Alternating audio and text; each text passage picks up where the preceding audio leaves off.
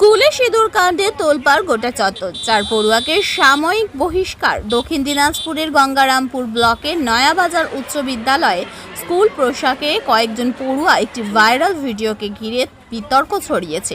ভিডিওটি সোশ্যাল মিডিয়ায় দ্রুত ছড়িয়ে পড়ার পর এলাকা জুড়ে শুরু হয়েছে জোর চর্চা।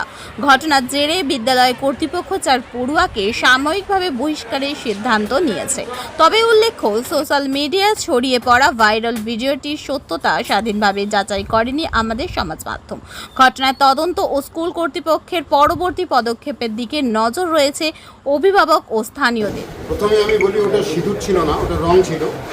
ঘটনাটা ঘটে যখন মর্নিং স্কুল, সম্ভবত 27-28 তারিখের দিকে ঘটনা।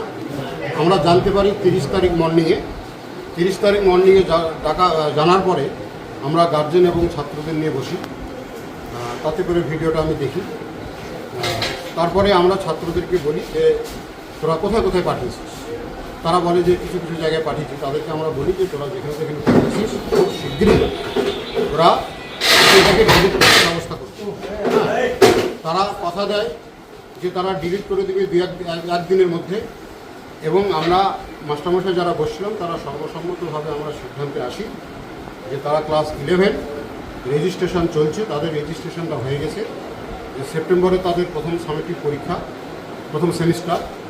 তো এই সেমিস্টার পরীক্ষার আগ পর্যন্ত তাদের ক্লাস সাসপেন্ড হবে, এটা আমরা সিদ্ধান্ত।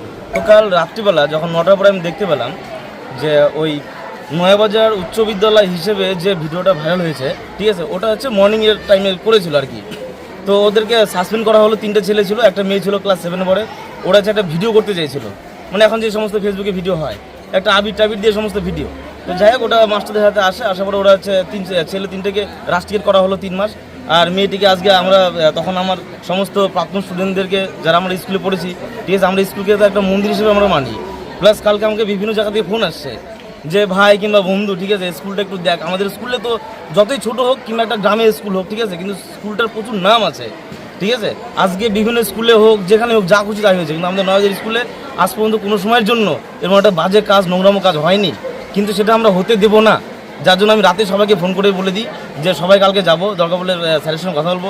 যাই হোক, কিছুদিন আগে আমাদের যে হেড টিচার ছিল উনি রিটায়ার হয়ে যায়। এখন যে আছে আমাদের বোঝেন স্যার, উনি যে টিআইসি আমাদের, তো ওনার সঙ্গে আমরা সব যোগাযোগ করলাম। যোগাযোগ করার পরে ছেলে 3টে তার পরিবারকে নিয়ে আসা হলো। নিয়ে আসার পরে তারপরে যে মেয়েটি আগে এসেছিলো, তো সম্পূর্ণ কিছু বলা হওয়ার পরে সে ভিডিওটা আস্তে আস্তে বিভিন্ন জায়গায় ছুটে গেছে। এখন এখানে সিদ্ধান্ত নেওয়া হলো যে ভিডিওটা সেইভাবে আমরা হাতের নাগাল পাচ্ছি না, যার জন্য ওটা আমরা সাইবার ক্রাইমে অলরেডি ফোন করা হয়ে গেছে। যে ওইখান থেকে যেখান থেকে মানে ভিডিওটা আপাতত এখন ছড়ে গেছে, যেটা হচ্ছে মানে যেটা ভাইরাল হয়ে গেছে, সেটা সাইবার ক্রাইম থেকে বন্ধ হবে। আর বাদ দেখি যেটা স্কুল টিচার, আমাদের যে টিচাররা আছে তারা যে সিদ্ধান্ত নিলেন, ওটাতে আপাতত সবাই ফাইনাল হয়ে গেল।